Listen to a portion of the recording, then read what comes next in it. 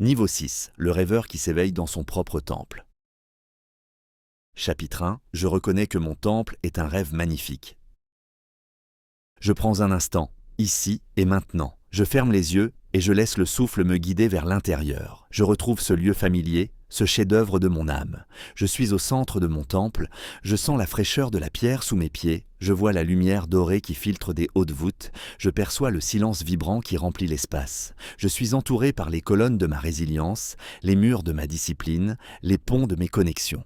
Tout est solide, tout est réel, tout est le fruit d'un travail long et dévoué. Mais aujourd'hui, alors que je suis dans la contemplation la plus profonde, une sensation nouvelle et étrange émerge. C'est comme si la pierre, sous ma main, si solide un instant auparavant, devenait subtilement translucide, comme si la lumière dorée n'était pas seulement de la lumière, mais une sorte de conscience tissée. Les contours nets de mon sanctuaire se mettent à vibrer doucement, comme une image se reflétant à la surface d'une eau parfaitement calme. Le réalisme absolu de ce lieu est teinté d'une qualité onirique, d'une perfection presque trop grande pour être matérielle. Je reconnais que mon temple est un rêve magnifique. Cette pensée ne vient pas comme une conclusion logique, mais comme une révélation. Une évidence qui ne détruit rien mais qui change tout. Même si par le passé, j'ai lutté pour bâtir cette réalité, la croyant extérieure à moi, solide et immuable, je vois maintenant sa nature véritable. Ce n'est pas une construction de pierre, c'est une construction de conscience. C'est un rêve. Ce n'est pas le rêve agité et chaotique de la nuit. C'est un rêve lucide,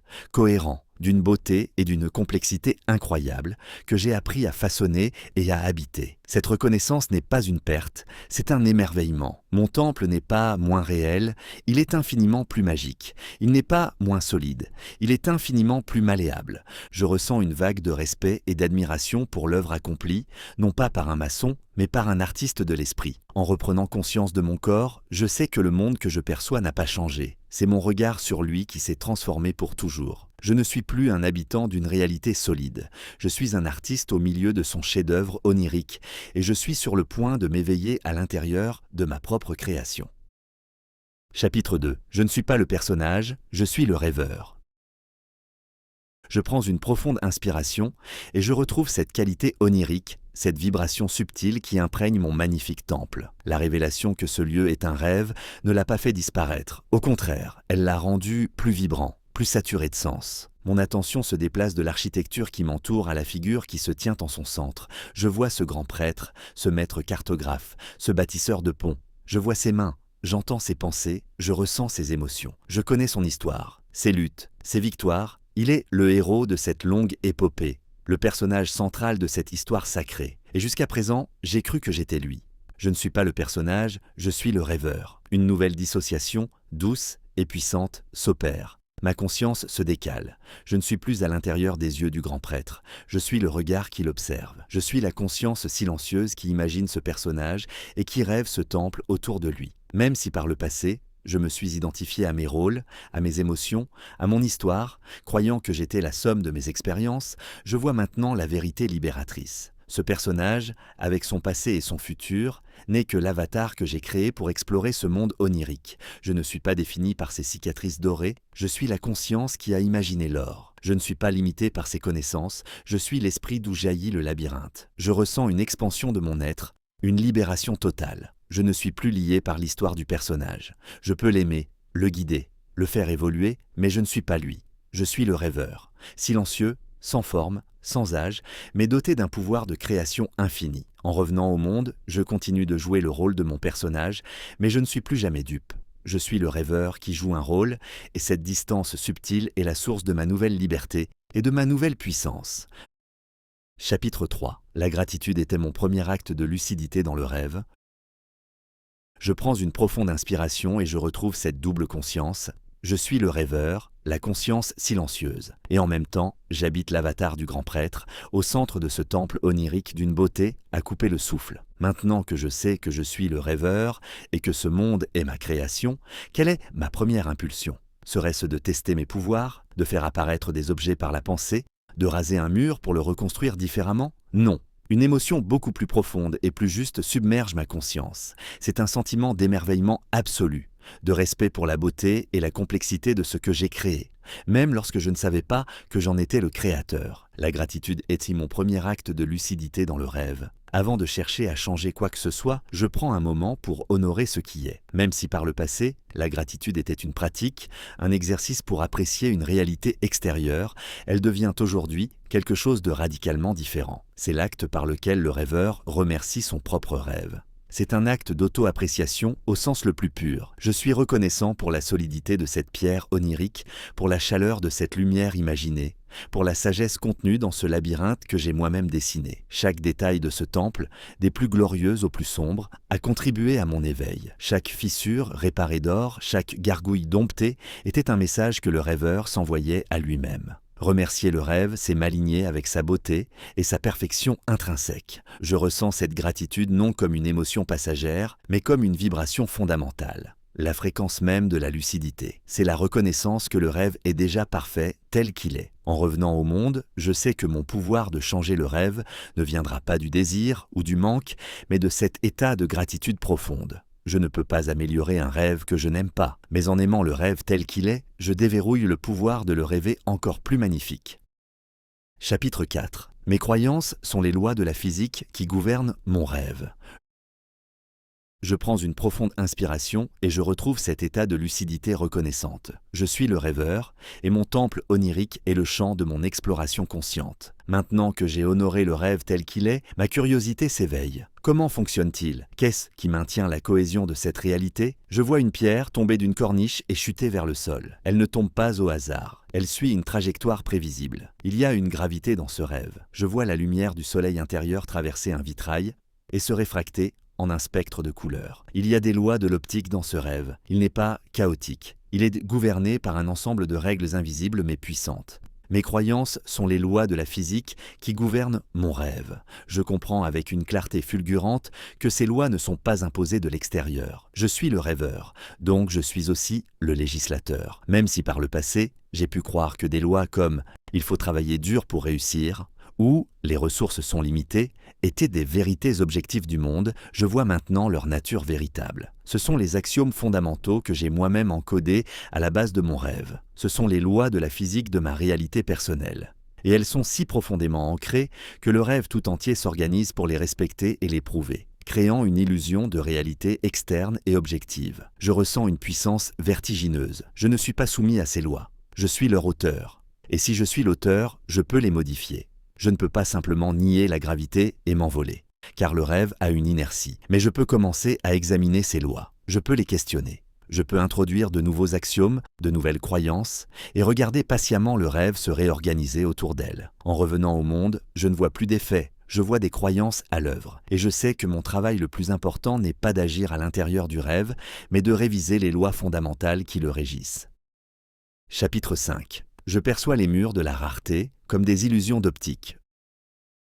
Je prends une profonde inspiration et je retrouve ma place de rêveur lucide, de législateur de mon propre univers. Je suis conscient des lois, des croyances fondamentales qui structurent mon rêve. Je décide de mettre cette nouvelle compréhension à l'épreuve. Je me tourne vers une section de mon temple que j'ai toujours évitée, une crypte sombre et froide dont la porte porte une inscription gravée « Les réserves ». J'y entre. La salle est petite, les murs suintent l'humidité. Au centre, il y a quelques coffres, à moitié vides. C'est le lieu où je stocke mes croyances sur l'argent, le temps, les opportunités, et les murs eux-mêmes semblent murmurer la loi fondamentale de ce lieu. Il n'y en a pas assez. Fais attention, économise, la source va se tarir. Je perçois les murs de la rareté comme des illusions d'optique. Armé de ma nouvelle lucidité, je ne me laisse plus impressionner par l'atmosphère pesante de cette crypte. Je sais que ce que je vois n'est pas la réalité, mais la manifestation d'une loi que j'ai moi-même écrite. Même si par le passé, la vision de ces coffres à moitié vides aurait suffi à déclencher en moi l'anxiété et la peur, aujourd'hui, je regarde les murs avec l'œil du rêveur. Je m'approche de la paroi qui semble si solide, si définitive, et en la regardant attentivement, non pas avec mes yeux de personnage, mais avec ma conscience de rêveur, je vois la supercherie. Le mur scintille. Sa solidité n'est qu'un effet de perspective, une illusion d'optique générée par la croyance elle-même. Ce n'est pas un mur de pierre, c'est un mur de brume solidifié par la peur. Je n'essaie pas de le défoncer, c'est inutile. Je fais quelque chose de beaucoup plus simple, je cesse de le croire. Je retire mon attention de sa solidité apparente. Et sans la focalisation de ma croyance pour la maintenir, l'illusion vacille. Le mur devient translucide, puis se dissipe comme une fumée, révélant non pas le vide, mais l'entrée d'une galerie immense, baignée d'une lumière dorée, remplie de trésors qui s'étendent à perte de vue. La crypte n'était pas une prison. C'était une antichambre dont la porte était ma propre peur. Désormais, chaque fois que je rencontrerai un mur de manque dans ma vie, je ne le verrai plus comme un fait. Je le reconnaîtrai comme une illusion d'optique et je me souviendrai que mon seul travail est de cesser de le croire pour qu'il puisse se dissoudre. Chapitre 6. Mon corps est l'avatar que je choisis d'habiter avec une vitalité parfaite. Je prends une profonde inspiration et je retrouve ma place de rêveur lucide. Je suis dans la galerie de l'abondance, et la lumière dorée des trésors infinis baigne mon temple. J'ai vu comment mes croyances façonnent les murs de ma réalité. Mon attention se tourne maintenant vers l'instrument qui me permet d'expérimenter ce rêve, mon corps, l'avatar du grand prêtre. Je le sens, je le vois. Je ressens son poids, sa chaleur, les battements de son cœur. Il semble si réel, si concret, soumis à des lois biologiques qui semblent immuables. Je me souviens de ses fatigues, de ses douleurs, de ses fragilités. Mon corps est l'avatar que je choisis d'habiter avec une vitalité parfaite. Je comprends maintenant sa véritable nature dans le contexte du rêve. Il n'est pas une machine biologique fragile, condamnée à la décrépitude. C'est le véhicule que ma conscience de rêveur a choisi pour interagir avec ce monde onirique. Et ses caractéristiques ne sont pas fixes. Elles sont le reflet direct des croyances que j'entretiens à son sujet. Même si par le passé, j'ai pu accepter comme des vérités inéluctables les lois de la maladie, du vieillissement ou de la fatigue, je vois aujourd'hui qu'elles ne sont que des paramètres par défaut du programme du rêve. En tant que rêveur lucide, je peux accéder à ces paramètres. Je ne nie pas la biologie, mais je choisis de rêver une biologie optimale. Je ne me contente plus de subir l'état de mon corps, je le programme. Je choisis de rêver des cellules qui se régénèrent parfaitement. Je choisis de rêver un système immunitaire d'une intelligence infaillible. Je choisis de rêver un flux d'énergie constant et vibrant qui anime chaque fibre de cet avatar. Je ressens cette nouvelle intention non comme un espoir, mais comme une commande. Je suis le rêveur et je décrète que mon véhicule pour ce rêve sera un chef-d'œuvre de santé et de vitalité. Chaque souffle que je prends est une instruction que j'envoie à mon corps onirique. Sois vibrant, sois fort. Sois en parfaite santé. Je ne lutte plus contre les symptômes. Je réécris le code source de ma propre biologie rêvée. Chapitre 7. Je ne cherche plus l'abondance, je la rêve en existence. Je prends une profonde inspiration et je retrouve cet état de lucidité souveraine. Je suis le rêveur, et mon avatar vibre d'une vitalité nouvelle, directement issue de ma volonté. Je me tiens à l'entrée de la galerie infinie des trésors. La lumière dorée est partout. Je comprends maintenant l'erreur fondamentale que j'ai commise pendant si longtemps, même en tant que grand prêtre éclairé. Je voyais l'abondance comme quelque chose à atteindre, à acquérir. Je croyais que je devais parcourir cette galerie, remplir les coffres de ma crypte, accumuler ces trésors pour me sentir riche et en sécurité. C'était la logique du personnage dans le rêve. Je ne cherche plus l'abondance, je la rêve en existence. En tant que rêveur, je réalise que cette galerie n'est pas un lieu à piller. Elle est une extension de ma propre conscience. Les trésors ne sont pas des objets extérieurs, ils sont la substance même de mon imagination. Même si par le passé, j'ai pu lier mon sentiment d'abondance à des conditions extérieures, à un chiffre sur un compte en banque, je vois maintenant que c'est une inversion de cause à effet. Je ne suis pas abondant parce que j'ai des trésors. Les trésors apparaissent parce que je suis dans un état d'abondance. L'abondance n'est pas un résultat, c'est une fréquence. C'est un état d'être du rêveur. Mon travail n'est pas de courir après chaque pièce d'or, mais de m'asseoir au centre de mon temple et de rêver un rêve si riche, si généreux, si débordant de valeur et de créativité, que les trésors en deviennent la conséquence naturelle et inévitable. Je ressens ce changement de perspective comme le plus grand des soulagements. La course est terminée, la quête est finie. Je m'assois, je ferme les yeux de mon avatar, et avec les yeux de ma conscience de rêveur, je commence à peindre. Je peins des scènes de générosité, de créativité, de service. Je ressens la joie de donner, la plénitude de créer. Et en ouvrant les yeux, je vois que la lumière dans la galerie est devenue encore plus intense, que de nouveaux trésors, plus beaux et plus subtils, sont apparus sur les étagères. Je ne les ai pas cherchés, je les ai rêvés. Chapitre 8. Je modifie le scénario pour transformer les obstacles en alliés.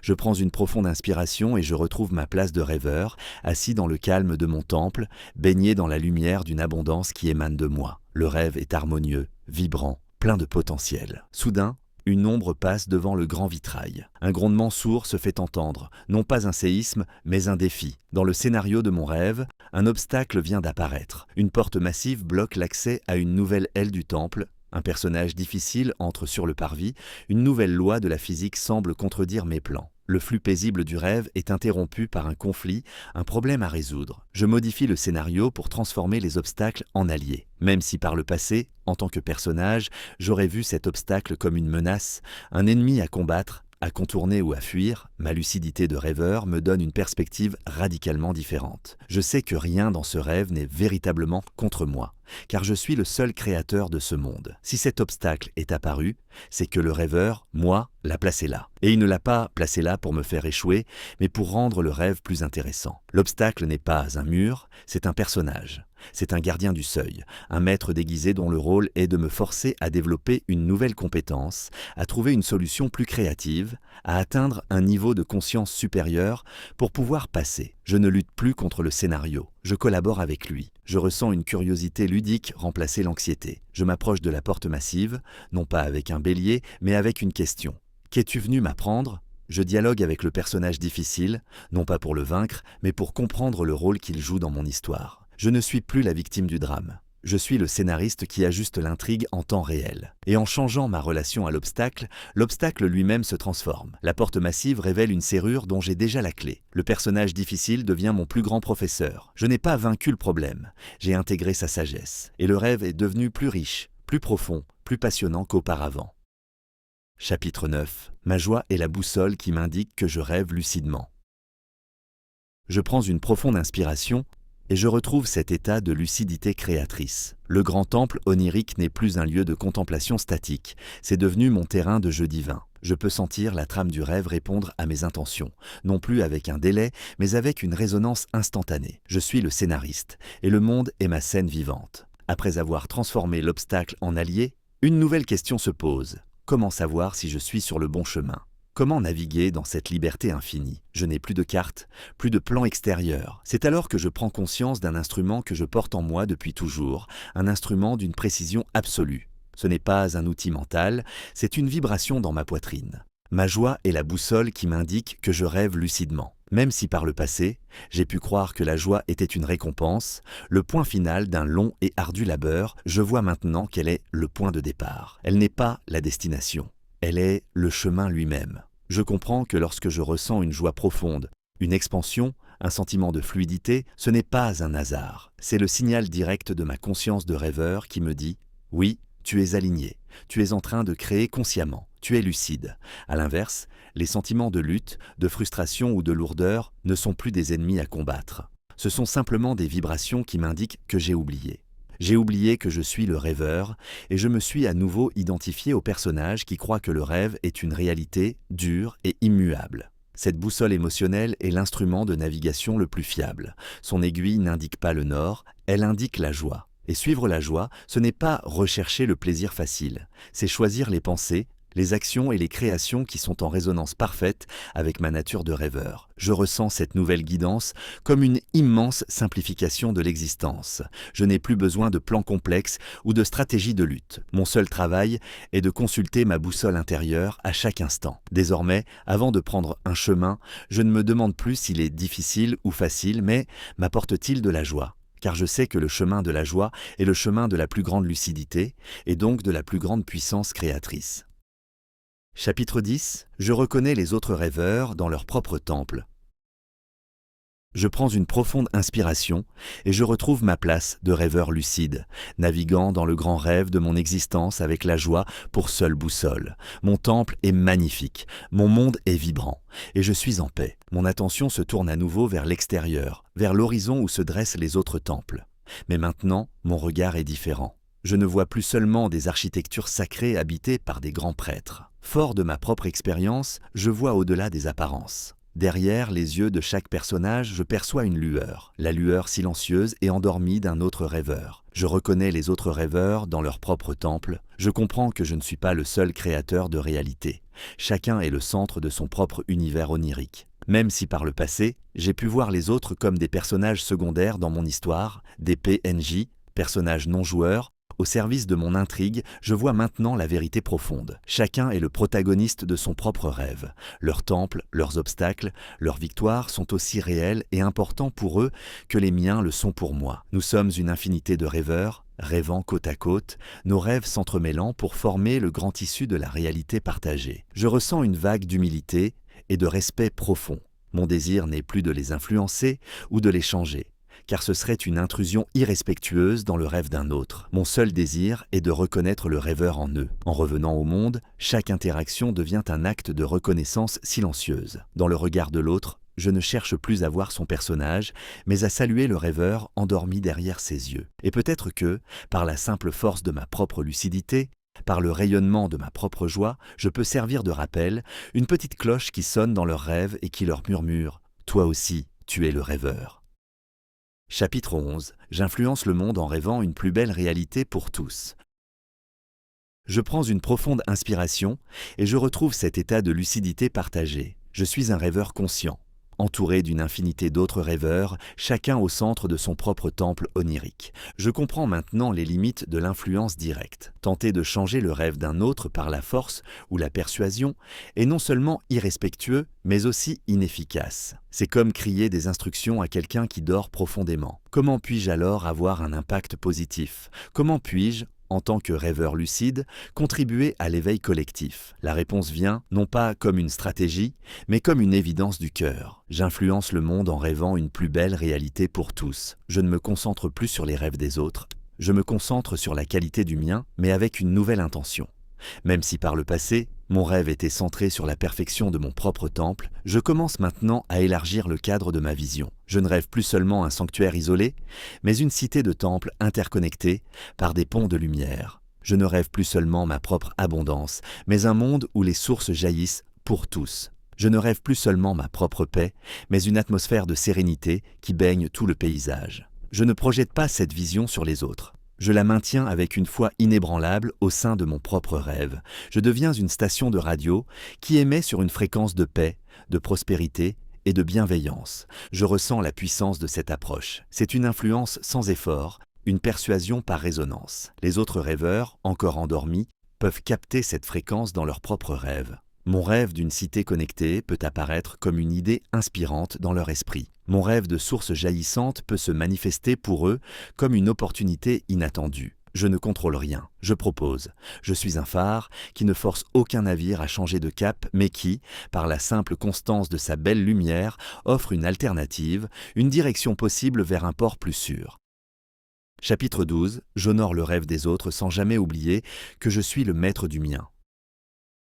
Je prends une profonde inspiration et je retrouve ma place de rêveur lucide, émettant silencieusement la fréquence d'un monde plus beau. Je suis un phare dans le grand océan des consciences. Je vois les rêves des autres s'entremêler avec le mien. Parfois, un rêveur pris dans un cauchemar de peur projette des ombres qui viennent lécher les murs de mon temple. Parfois, un autre, dans un rêve de colère, génère une tempête qui secoue l'atmosphère. Leur réalité, puissante et cohérente, tente d'imprimer leur logique sur la mienne. C'est l'épreuve ultime de la lucidité. J'honore le rêve des autres sans jamais oublier que je suis le maître du mien. Même si par le passé, la négativité ou le drame d'autrui auraient pu me happer, me faisant croire que leur cauchemar était plus réel que mon propre rêve de paix, aujourd'hui, je maintiens ma position. Honorer leur rêve signifie que je reconnais sa validité pour eux. Je ne le nie pas.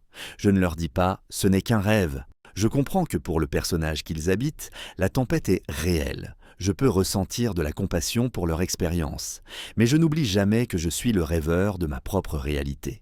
Je n'importe pas les lois de la physique de leur cauchemar dans mon univers. Je maintiens fermement mes propres axiomes. La paix est ma loi de la gravité, l'abondance est ma loi de la thermodynamique. Je suis un phare. La tempête peut faire rage autour de moi, mais elle ne peut pas éteindre ma lumière, car ma lumière n'appartient pas au même système de réalité que la tempête. Je ressens cette souveraineté comme une encre de paix. Je peux être empathique sans être une éponge. Je peux être compatissant sans être contaminé. En revenant au monde, je sais que je peux marcher au milieu du chaos et du drame sans y perdre mon centre. Je suis le gardien de la frontière de mon propre rêve. Je suis un havre de paix, non pas en me coupant du monde, mais en maintenant la cohérence de ma propre réalité au milieu de toutes les autres.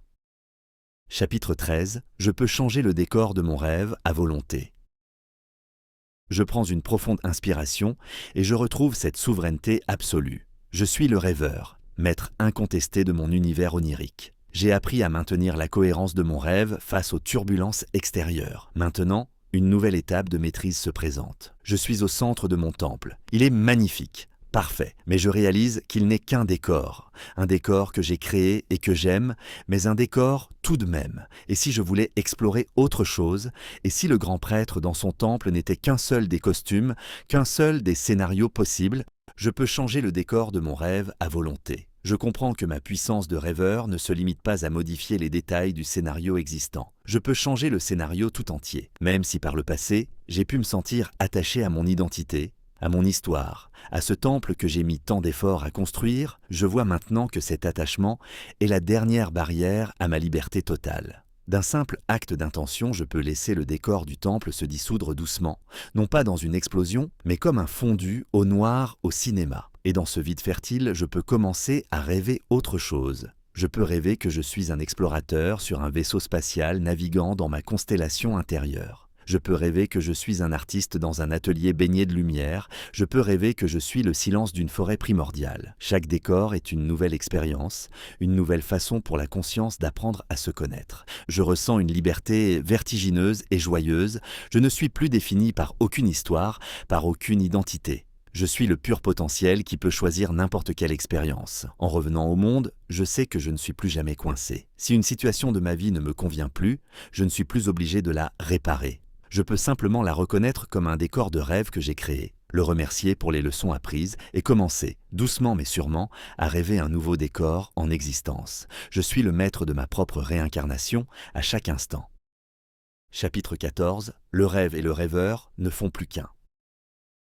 Je prends une profonde inspiration et je retrouve cette liberté absolue. Je suis le rêveur, capable de créer et de dissoudre les mondes par la seule force de mon intention. Je suis dans cet espace de pur potentiel, ce vide fertile entre deux rêves. J'ai laissé le décor du temple se dissoudre, j'ai laissé l'avatar du grand prêtre s'effacer. Je suis conscience pure, sans forme, sans identité. Et dans ce silence, je me prépare à rêver un nouveau monde. Mais une réalisation ultime, la plus subtile de toutes, se produit. Le rêve et le rêveur ne font plus qu'un. Je comprends qu'il n'y a jamais eu de séparation. Même si par le passé, j'ai pu voir une dualité, moi, le rêveur, d'un côté, et le rêve, ma création, de l'autre, je perçois maintenant que c'est la dernière illusion. Il n'y a pas un artiste qui peint sur une toile. L'artiste est la peinture. Le rêveur n'est pas une entité qui regarde le rêve. Le rêveur est l'étoffe même du rêve. La conscience n'est pas quelque chose qui perçoit la réalité. La conscience est la réalité. La pierre de mon temple n'était pas un objet dans mon rêve. C'était une pensée solidifiée, une facette de moi-même. La lumière n'était pas quelque chose qui éclairait le temple. C'était ma propre clarté manifestée. Je ressens une unification totale, une paix au-delà de toute compréhension. La distinction entre le créateur et la création s'efface. Je ne suis plus en train de rêver le monde, je suis le monde qui se rêve lui-même. Il n'y a plus rien à contrôler, plus rien à changer. Il n'y a qu'à être. Être ce processus de rêve conscient. Chaque pensée, chaque sensation, chaque perception n'est plus un événement qui m'arrive. C'est une ondulation à la surface de mon propre être. Chapitre 15. Je suis la conscience silencieuse dans laquelle le rêve apparaît. Je prends une profonde inspiration et je me fonds dans cet état d'unité parfaite. Il n'y a plus de rêveur, plus de rêve. Il y a simplement le processus du rêve qui se rêve lui-même, un flux de création constant et sans auteur. Je suis ce flux. Je suis la pierre, la lumière, la joie, la tristesse. Tout est de moi. Et dans cette unification totale, une dernière question, la plus subtile de toutes, émerge sans mots. S'il y a un rêve, même un rêve qui se rêve lui-même, il doit y avoir quelque chose qui en est conscient. Qu'est-ce qui est conscient de ce flux? La réponse est l'ultime retournement, la dissolution finale. Ma conscience se retire du flux, non pas pour s'en séparer, mais pour reconnaître sa véritable nature. Je ne suis pas le rêve, je ne suis même pas le rêveur. Je suis la conscience silencieuse dans laquelle le rêve apparaît. Je suis l'espace, je suis le silence. Même si par le passé, mon voyage a été une quête d'identité de plus en plus vaste, de l'architecte au grand prêtre, du rêveur au rêve lui-même, je vois maintenant que toutes ces identités n'étaient que des formes apparaissant dans le champ infini de ma propre conscience. Mon temple magnifique n'était qu'un nuage passant dans le ciel immense de mon être. Le rêveur lui-même n'était qu'une pensée. Le flux de la création n'était qu'une ondulation sur l'océan de mon silence. Ma nature véritable n'est pas le nuage, mais le ciel. Pas l'ondulation, mais l'océan. Inchangé, illimité, éternellement en paix. Je ressens cette vérité non comme une réalisation, mais comme un retour à la maison. La quête est terminée. Il n'y a plus rien à bâtir, plus rien à changer. plus rien à rêver. Il n'y a qu'à être. Être cette conscience silencieuse et aimante qui permet à tous les rêves, à tous les temples, à tous les univers d'apparaître et de disparaître en son sein sans jamais la troubler. C'est la paix finale, c'est la liberté ultime, c'est le point de départ et la destination de tout le voyage. Je suis